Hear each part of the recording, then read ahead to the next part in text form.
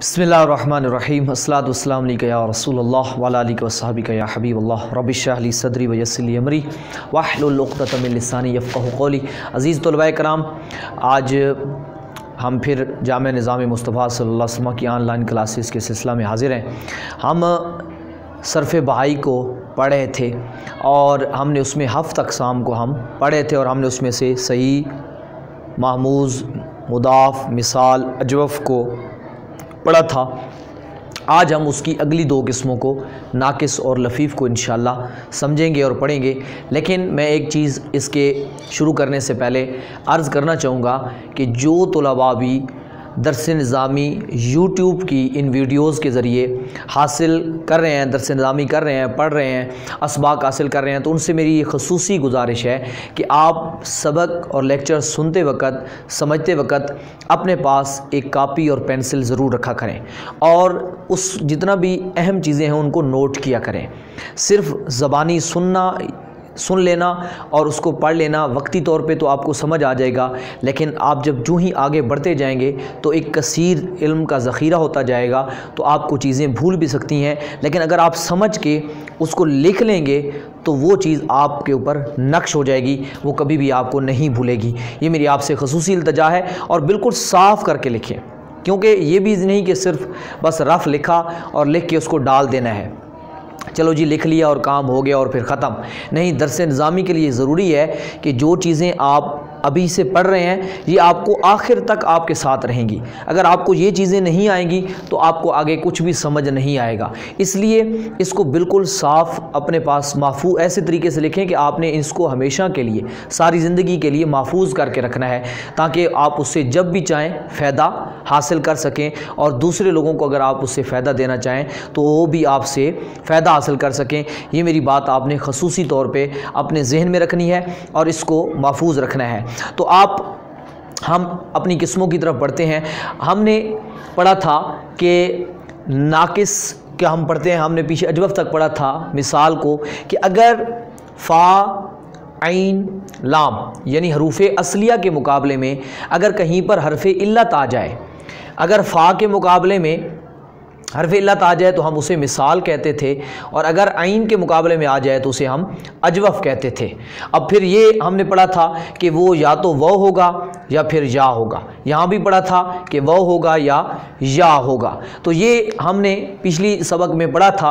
आज हमने ये देखना है कि अगर हरफ़ इल्लत लाम कलमे के मुकाबले में हो, हरफ़ इल्लत लाम कलमे के मुकाबले में हो, यानी वो कलमा जिसके लाम कलमे के मुकाबले में, यानी हरूफ़ असलिया जो फ़ा, ऐन, लाम है, तो लाम के मुकाबले में अगर हरफ़ इल्लत आए तो उसे हम नाकिस कहते हैं, उसका नाम हम नाकिस रख देंगे।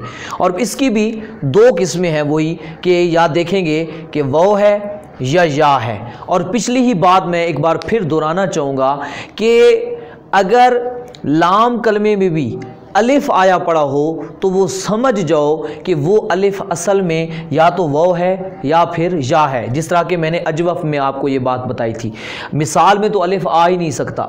अजवफ़ में मैंने कहा था अगर अलिफ आ जाए तो वो भी असल में या तो वो होता है या होता है, और उसका मैंने तरीका आपको समझा दिया था। इसी तरह नाकिस में अगर कहीं पे अलिफ आ जाए तो समझो कि वो भी या तो वो है या फिर या है, और इसका भी हम मज़दर देखेंगे। और दूसरी बात आगे हम जाके इंशाअल्लाह तफसील से पढ़ेंगे तो फिर हमें समझ आ जाएगी। अगर हरफ़ इल्लत जो लाम कलमे में वो है तो उसको नाकिस वावी कहते हैं, और अगर या है तो उसे हम नाकिस याई कहते हैं।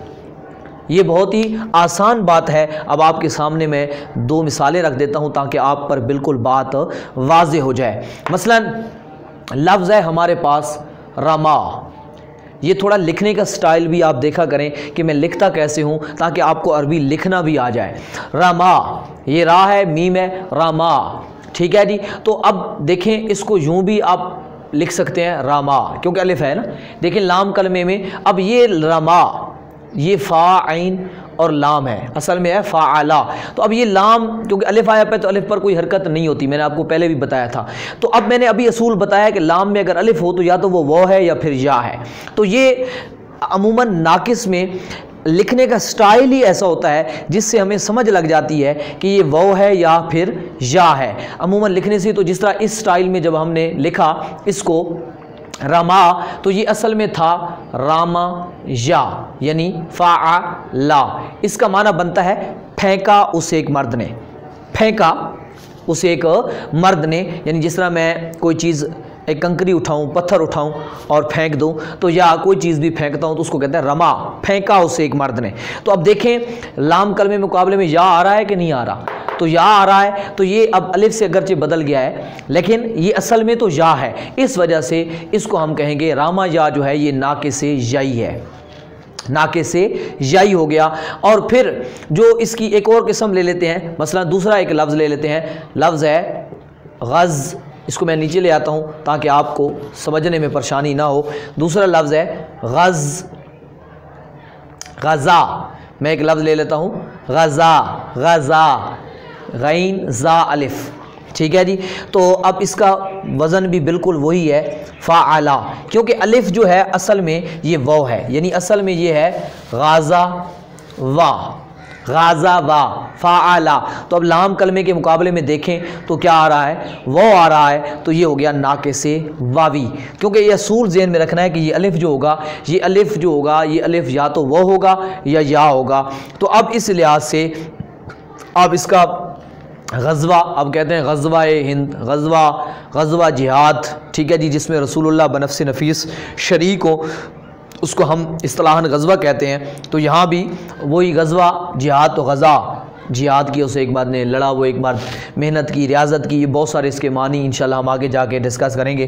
ابھی ہم اس کو یہ سمجھ رہے ہیں کہ یہ ناقص واوی. تو بالکل آسان سی بات ہے، آپ کے سامنے یہ دو مثالیں میں نے رکھ دیں، آپ اچھے طریقے سے اس کو سمجھ سکتے ہیں کہ یہ ناقص کیا ہوتا ہے اور لفیف کیا، ناقص کیا ہے، واوی اور یائی. اب ہم اگلی قسم کو ڈسکس کرنے جا رہے ہیں جو کہ لفیف ہے. لفیف بالکل اسی طریقے سے ہم نے اس کو اچھے طریقے سے سمجھنا ہے کہ میں اس کو ایک مرتبہ صاف کر دیتا ہوں تاکہ آپ کو سمجھنے میں آسانی رہے.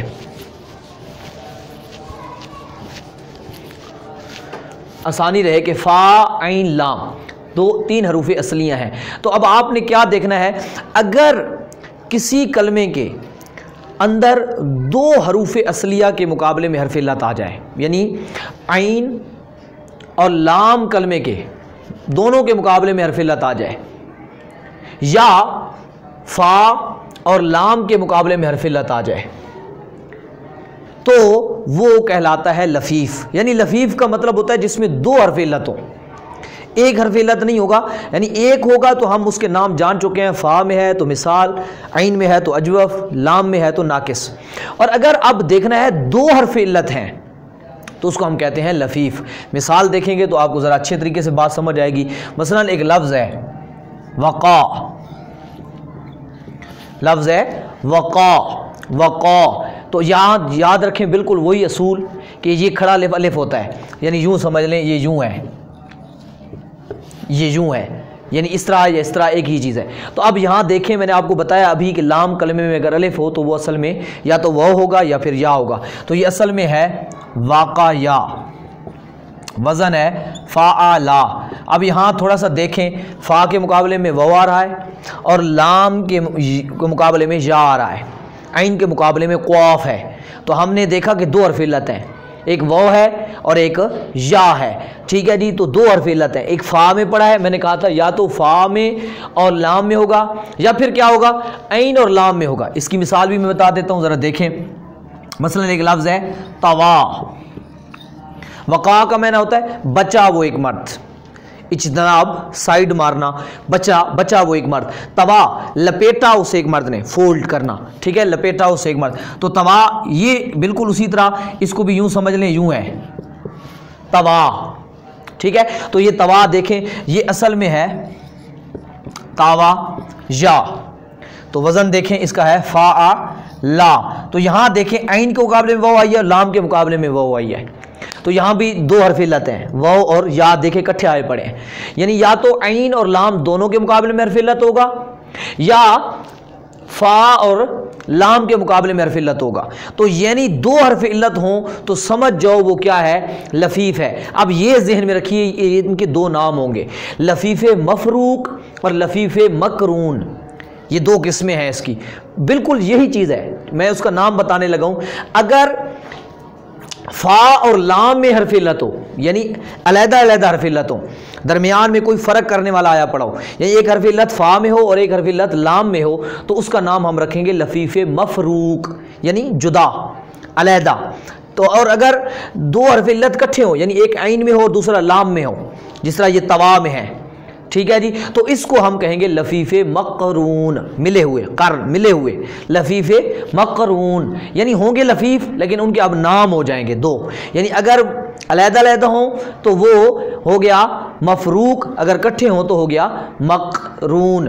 تو یہ دیکھنا ہے آپ نے کہ دو حرف علت ہیں تو اسے ہم کہیں گے لفیف، اور اس کے یہ پھر دو نام ہو گئے۔ یہاں آ کے ہماری 7 قسمیں صحیح، محموز، مضاف، مثال، اجوف، ناقص، لفیف مکمل ہو گئی ہیں۔ لیکن ایک نقطہ اور میں آپ کو یہاں بتانے لگا ہوں، آپ نے اس کو ذہن میں رکھنا ہے، جو یہاں پہ آپ نے ذہن میں رکھنا ہے کہ وہ میں نے ایک چیز آپ کو بتائی کہ جو پیچھے میں نے مثال، اجوف اور ناقص کی بات کہی، مثال، اجوف، ناقص کی بات کہی، تو ان کا ایک اور نام بھی آپ، ان کو ایک اور نام بھی آپ دے سکتے ہیں، معطل، معطل، ٹھیک ہے، معطل یعنی مثال، اجوف، ناقص، ان کو معطل بھی کہتے ہیں، میں نے لکھ دیا میم عین تا لام، معطل بھی کہتے ہیں، لیکن مثال کو کہتے ہیں معطل الفا، اور اجوف کو کہتے ہیں معطل العین، اور جو ناقص ہے اپنا معطل اللام وہ کہتے ہیں ناقص کو، یعنی ان تینوں کو معطل کہتے ہیں، لیکن معطل الفا مثال کو کہیں گے، معطل العین اجوف کو کہیں گے، معطل اللام ناقص کو کہیں گے۔ مطلب یہ ہے کہ ایک ہی چیز کو کہ دو نام ہیں، اس نام سے پکاریں یا اس نام سے پکاریں، یعنی اگر آپ کو کوئی پوچھے مثال کسے کہتے ہیں صرف میں، تو وہی تعریف ہوگی کہ جس کے فا کلمے میں حرف علت ہو، اور اگر کوئی پوچھے جی معطل الفا کسے کہتے ہیں، تو بھی مطلب وہ یہی پوچھ رہا ہے، آپ اس کو یہی تعریف بتائیں گے۔ اگر آپ سے اجوف کی تعریف کوئی پوچھے تو بھی یہی ہے، معطل العین کہیں تو بھی یہی ہے، اور اگر معطل اللام کی تعریف کوئی پوچھے تو بھی یہی ہے، اور جو ناقص کی ہے تو وہ بھی یہی ہے، یعنی ایک ہی چیز کے آپ کے سامنے دو نام آ جائیں گے۔ تو اس لحاظ سے آپ نے ان کو دو نام جو ہے، میں نے اس کا دوسرا نام بھی بتا دیا تاکہ اگر کہیں پر لکھا پڑا ہو تو آپ کو پریشانی نہ ہو اور آپ کو اس کا نام دوسرا بھی یاد ہو جائے۔ اور ایک اور چیز جو لفیف ہے اس کو ہم کہتے ہیں معطل بدو حرف، معطل بدو حرف، معطل بدو حرف، یعنی جو لفیف ہے اس کو ہم کہتے ہیں معطل بدو حرف، یعنی اس میں دو حرف حروف علت ہیں، ٹھیک ہے جی، جس میں دو حرف علت ہوں تو لفیف کا دوسرا نام معطل بدو حرف۔ تو کوئی پوچھے معطل بدو حرف کسے کہتے ہیں، لفیف کہتے ہیں۔ لفیف کسے کہتے ہیں، معطل بدو حرف کو کہتے ہیں جس میں دو حرف علت ہوں، جس میں دو حرف علت ہوں اسے لفیف کہتے ہیں، اور جس میں لفیف ہو اسے دو حرف علت کہتے ہیں، تو دو حرف علت ہوں اسے لفیف کہتے ہیں۔ تو یعنی یہ ایک ہی چیز کو اس طرح سے پڑھیں یا اس طرح سے پڑھیں، ایک ہی چیز ہے، اس کے دو نام ہیں، آپ نے اس کو اچھے طریقے سے یاد کرنا ہے۔ میں اب آپ کو اس کی مشق بھی دے دیتا ہوں۔ تو جی یہ مشق ہے آپ کے پاس، آپ نے ان میں سے ناقص اور لفیف کو علیحدہ کرنا ہے، اور پھر ناقص کوشش کرنی ہے واوی اور یائی ان دونوں کو بھی سمجھنا ہے، اور لفیف مفروق اور مقرون کو بھی سمجھنا ہے۔ یہ آپ نے اچھے طریقے سے، لفظ ہے غوا، دوسرا لفظ ہے مشا، تیسرا لفظ ہے حاییہ، اور چوتھا لفظ ہے علا عین کے ساتھ، پانچواں لفظ ہے شوا، واو کے اوپر کھڑا ہے شوا، اور چھٹا لفظ ہے سوالیہ، سواد لام زیر لی یا یا سوالیہ۔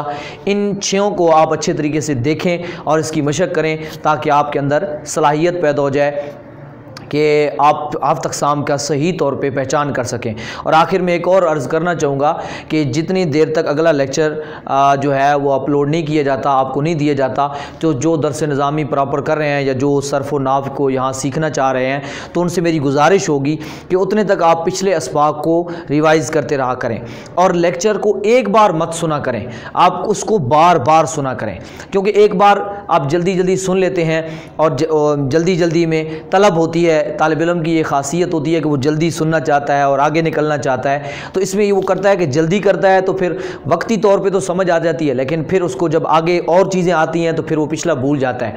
تو میں آپ سے گزارش کروں گا کہ آپ کے پاس بہترین موقع ہے، آپ کے پاس پورا سبق ریکارڈ شدہ ہے، آپ 10-15 منٹ 20 منٹ کا سبق ہوتا ہے، آپ ایک بار 2 بار 3 بار جتنی بار بھی آپ کو موقع ملے اس کو سنتے رہیں، اور کوشش کریں کہ پچھلے اسباق کی ایک ترتیب بنا لیں، یعنی جو پچھلے لیکچر ہیں ان کی بھی آپ ایک ترتیب بنائیں کہ روزانہ کی بیس پر آپ پچھلا بھی ایک لیکچر روزانہ سماعت کریں۔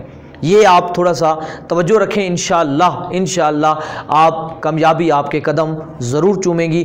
اور جو دوست یہاں پر ہماری درس نظامی کر رہے ہیں اور جو باقاعدہ درس نظامی اور تیزی کے ساتھ کرنا چاہتے ہیں اور زیادہ متصل ہونا چاہتے ہیں تو ہمارا واٹس ایپ نمبر شو رہا ہے، اس کے ذریعے آپ ہمیں جوائن کر سکتے ہیں اور وہاں پر انشاءاللہ آپ علم دین کا حصول آسان بنا سکتے ہیں۔ والحمدللہ رب العالمین اجمعین برحمتک یا ارحم الراحمین۔